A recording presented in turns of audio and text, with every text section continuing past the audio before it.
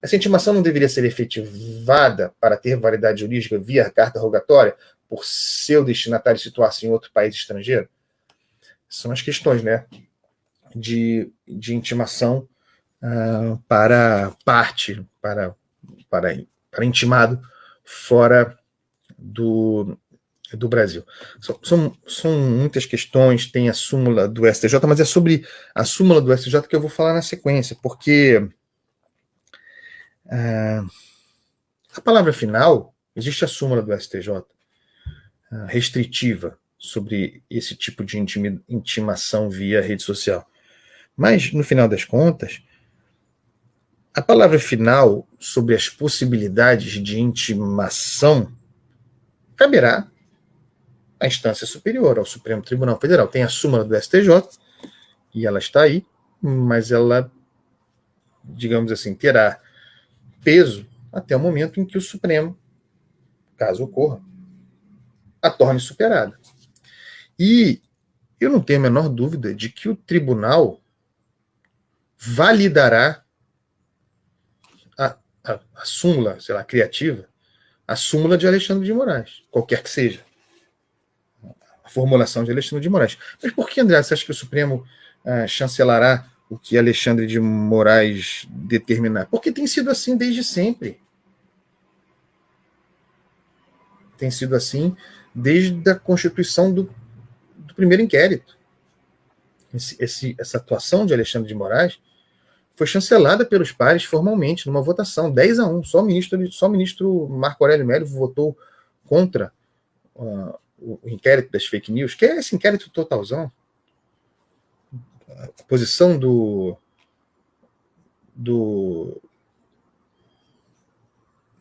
TSE também. O TSE validou Alexandre de Moraes as práticas várias vezes, como não cansamos de falar aqui.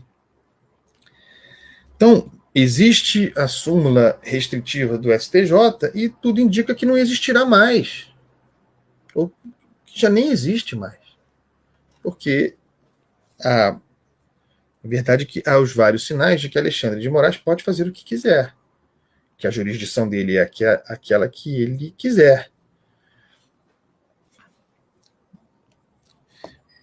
E a gente vai à grande questão, né? A outra grande questão. Então, feita a intimação, o Supremo, via Alexandre de Moraes, chancelado em plenário ou não? O Supremo, considerando que a intimação está feita, que ela foi feita, considerando que é isso. O X foi intimado, tem 24 horas para informar um representante legal. A rede social pode ser derrubada? Claro. Pode. Será se assim Alexandre de Moraes quiser. E, repito, não haverá Supremo para lhe dizer que não. Portanto, só depende dele, do ministro Alexandre de Moraes. A gente volta ao cálculo político, né? A meu ver, é o menos importante dessa análise aqui, dessa reflexão. E tudo aqui permeado de dúvidas. Mas, a meu ver, a única coisa que poderia fazer Alexandre de Moraes não derrubar o X é um cálculo político. E os ministros do Supremo, bem mais do que deviam, fazem cálculos políticos o tempo todo. Certo, meus amores? O tempo todo. A gente toma até um susto quando o Supremo exerce o controle de constitucionalidade, que é a sua função fundamental. Inclusive o que Dino fez sobre as emendas parlamentares, né? O exercício primoroso do controle de constitucionalidade. Para quê? Para logo depois submeter o controle de constitucionalidade, à política, à negociação, ao acordo. No caso, repito, das emendas parlamentares. Pode ser que um cálculo político, observando as circunstâncias que não parecem ser as melhores para Alexandre de Moraes, pensando politicamente, pode ser que, em função das pressões muitas que há, das críticas que crescem na imprensa, dos editoriais questionando os meios, os métodos, as investigações, esse estado de vigília permanente, esse 8 de janeiro permanente, né?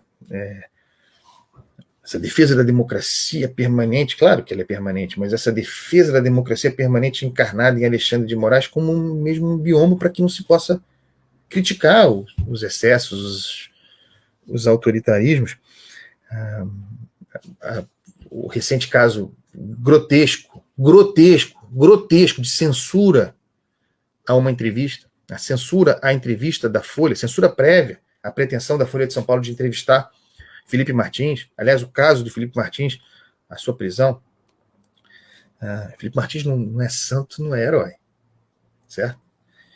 Mas o fato é que ficou meses preso ilegalmente, sem razões para que houvesse sua prisão, as fundamentações provadas insustentáveis, e o sujeito ficou preso preventivamente, depois sai, não está preso domiciliarmente, há medidas cautelares contra ele, o ministro Alexandre de Moraes não deixando ele ser entrevistado, não há razão nenhuma para que ele não seja entrevistado, nenhuma cautelar imposta a Felipe Martins impede essa entrevista, mas é um elemento a mais de pressão sobre Alexandre de Moraes, é uma questão a mais. Tem o lance das mensagens, de novo, as reportagens da Folha, aquilo que fica evidente ali, a instrumentalização, manipulação, forja para interesses de poder quase que total do poder de polícia do Tribunal Superior Eleitoral, todas as questões que surgem ali, que não serão investigadas, é um custo político em aquilo não ser investigado. Ao mesmo tempo, a investigação que ele mantém sobre si, que o Supremo mantém sob sua relatoria dele, Alexandre de Moraes, a investigação sobre os vazamentos tem que ser investigada mesmo, mas por que no Supremo? Por que Alexandre de Moraes, o relator? Dos casos dos vazamentos dessas mensagens que serão investigados. Então veja que há um caldo de pressão, de questionamento sobre Alexandre de Moraes. E não tenho dúvida, a maioria dos seus pares, embora o chancele, a maioria dos seus pares gostaria de que esse processo arrefecesse, de que esses inquéritos se apontassem para o fim, se encaminhassem para o fim. Então, há nesse momento uma questão política, de percepção política, que poderia fazer com que Alexandre de Moraes não fizesse esse movimento de suspender o X, o Twitter, no Brasil. Então, vejam, seria uma razão política para ele não fazer. Juridicamente, peço perdão por usar esse termo, mas juridicamente ele está coberto. O Supremo chancela. Mas politicamente, será que seria conveniente para ele, dada a exposição nesse momento, um movimento como esse de proibir, de tirar o X do ar no Brasil? São milhões de usuários, né?